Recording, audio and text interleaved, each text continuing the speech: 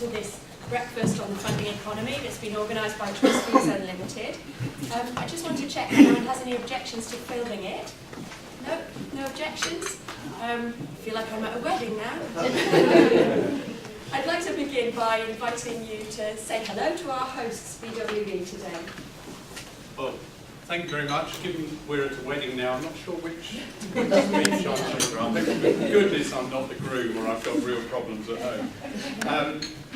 Welcome to Bateswell's Braithwaite. For those of you that it's your first time in our new offices here, a special welcome. We're continuing to get used to it.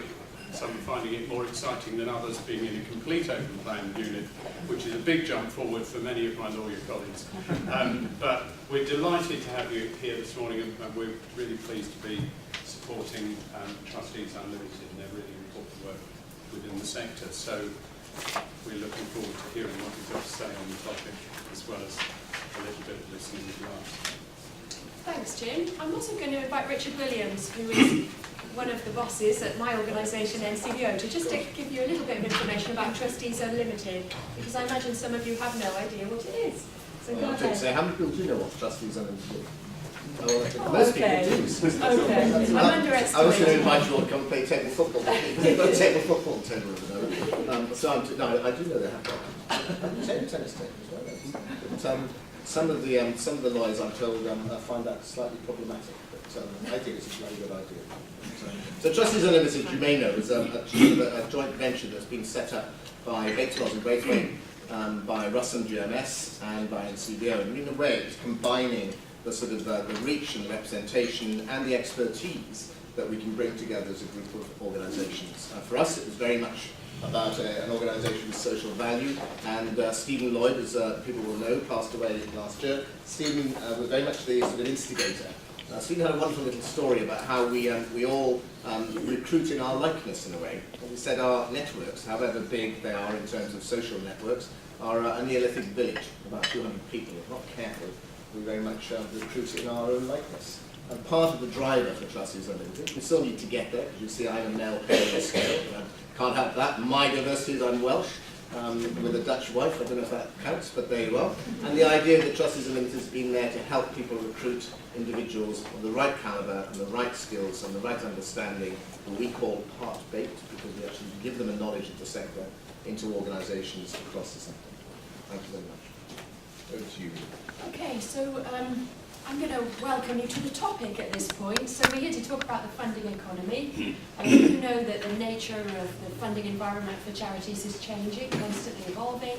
And I thought it might be helpful just to set a little bit of context for you by giving you some of the official statistics on income to the voluntary sector that we produce as part of the ONS Blue Book at NCVO. So the top line, as you will be aware, is that the sector's income fell at the end of, it fell from a peak in 2007-8. It began to fall that year, fell by 2 billion, and it's been stagnating ever since. So it's not a very healthy picture when you look at the headlines like that.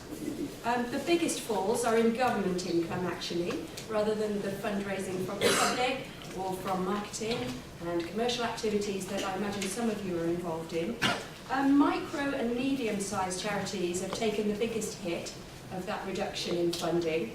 Smallest charities have seen enormous cuts, and I know some of you will be from those smaller charities and very concerned about that. Government grant funding is obviously part of the story behind that. It's dropped substantially, so government grant income was about 3 billion in 2009-10. The latest figures that we have, which we're about to release, are that grant income's dropped to about 2 billion in 2013 and 14. So there's a big switch going on the government side from grant income, which many charities favour for a whole host of reasons, towards larger contracts, which don't necessarily work, particularly for some of the smaller charities. Okay? At the same time, many of the charities that we work with at NCVO report that demand for their services is rising. So we do a survey of charities asking them to report the extent and nature of demand for their services on a regular basis. And the latest survey shows them reporting again that demand is rising, And they're linking that very much to welfare reform and the challenges that that is creating for people, and also to people being on very low pay. So the type of clients that many of you charities are working with are people who are living in poverty for either of those two reasons. So I've given you a sort of thumbnail sketch there, and I'd be really happy to talk to you afterwards if you want some of the more detailed numbers.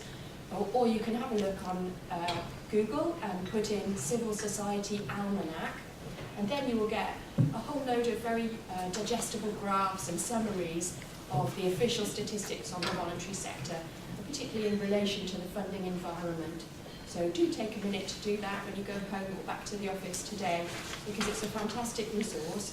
And on the 8th of June, we'll be producing the latest figures, which will take you right up to 2013 and 14. So it's a very current set of data. If you're trying, for example, to make a case for funding to a grant or to a foundation or to a government body, you could use that type of information to help bolster your case. So there's a little bit of context from me there, and I'm now going to shut up myself and take a moment to introduce you to our panel. So you've heard a